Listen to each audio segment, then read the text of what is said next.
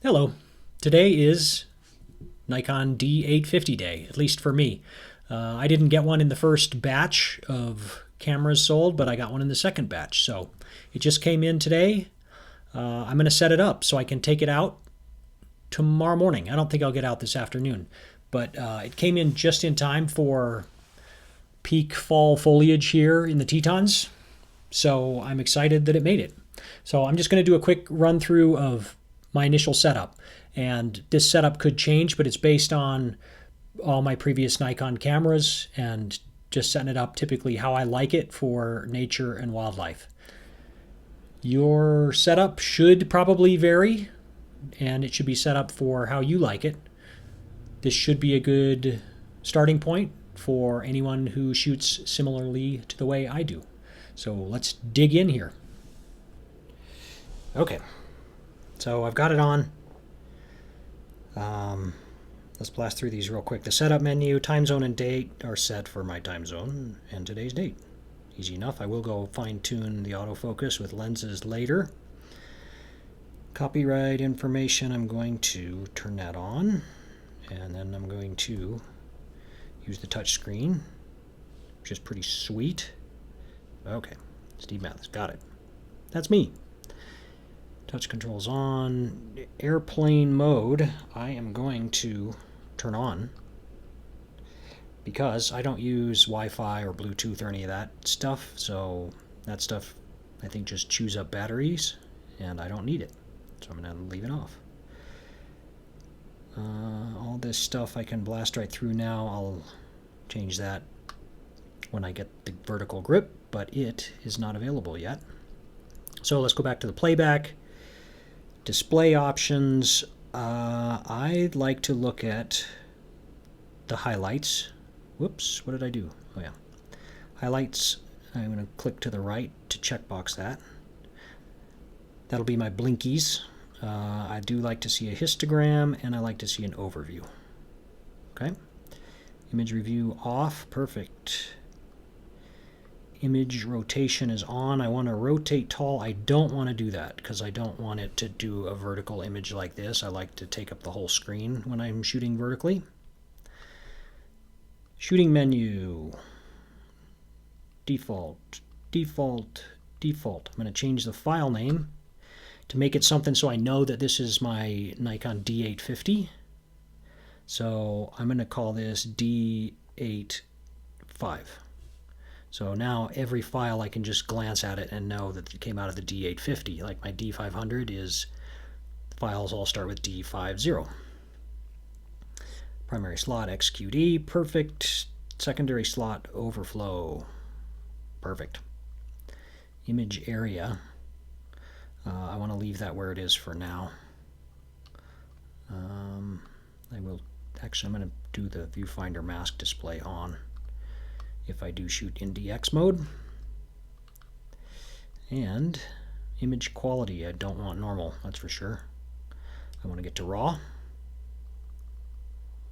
Oh, I blasted right past it, shame on me. So image quality I want to set to RAW. RAW recording, I want compression, lossless compressed, perfect. And I want maximum 14-bit, so leave those. ISO sensitivity, I'll leave that as it is for now. White balance, I never shoot in auto. I like to shoot in Kelvin generally, but I'll just set it to sunlight for now. I'll change that later. Picture control, I'll probably shoot that in neutral. It gives me a reasonable expectation of what the raw file is going to look like when I bring it in. I'm going to turn all this stuff off because this stuff really only applies to the JPEG files. So I just turn this stuff off. Bracketing set, multiple exposure. Perfect. That's something I will use, silent live view photography, but not right now. Movie shooting, it's going to be similar thing. File name, I'm just going to name it D85. So I know XQD, I'll leave it on 1080 60 for now.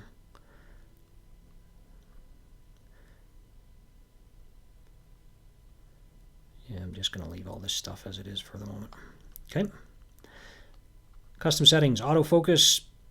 I'm going to leave that on release, and that will be on focus. Focus tracking with lock on. I generally like to put that on a little quicker blocked shot.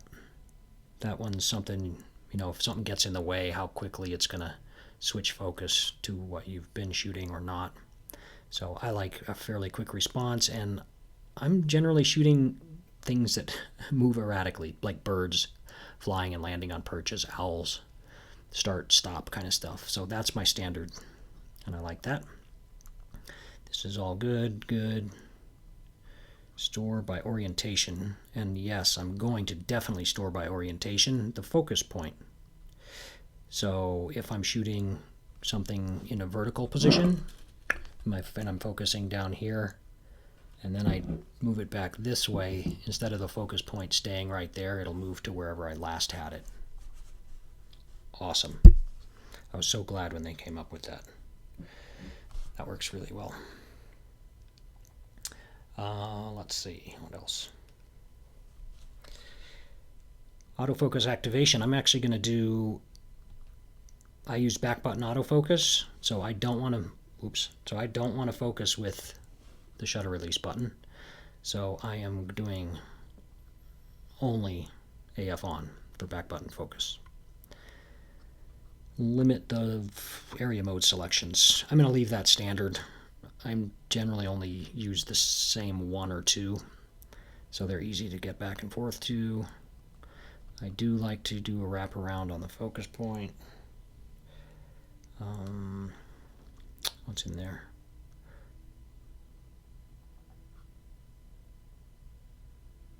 I'll leave those for now. Leave all that stuff. Leave it. Leave it, leave it, leave it, leave it. I'm going to change the standby timer to 10 minutes. And the reason I do that is the way I like to meter. I like to keep the meter active, and I can go over on video someday how I like to meter. But I like a long standby timer. It does chew up batteries a little bit faster, but that's a super important setting for me. Continuous low shooting speed. Okay, we'll leave that. I definitely want to see ISO sensitivity. I'm going to turn front curtain shutter on. That only matters if I'm in live view, I believe. Red peaking. I don't see red very well, so I'm going to go to blue. I don't like a grid. I don't shoot with flash very much, but if I do, I like to go with high-speed sync option. Custom controls. Here's some more. So the preview button, I like to do auto exposure, lock and release.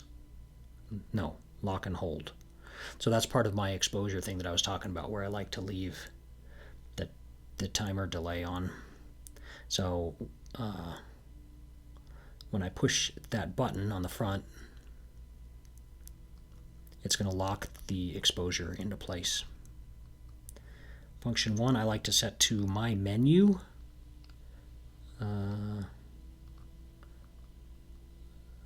Okay. So I can get to my menu items. I'm going to leave that. That's AF on. That's perfect. That's good. That's an exposure lock. I'm actually going to make that a autofocus area mode to a group area. So I can just get real quick to a group mode. And okay, all good with that. Did I do the movie stuff? Let's look in there.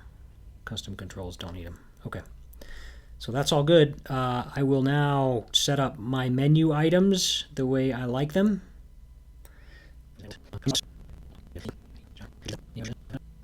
Okay, so now I've got my menu set up the way I like it. I use exposure delay anytime I'm on a tripod. Well, almost all the time. So I put that at the top. I will turn on a virtual horizon quite a bit. I will change video mode settings quite a bit.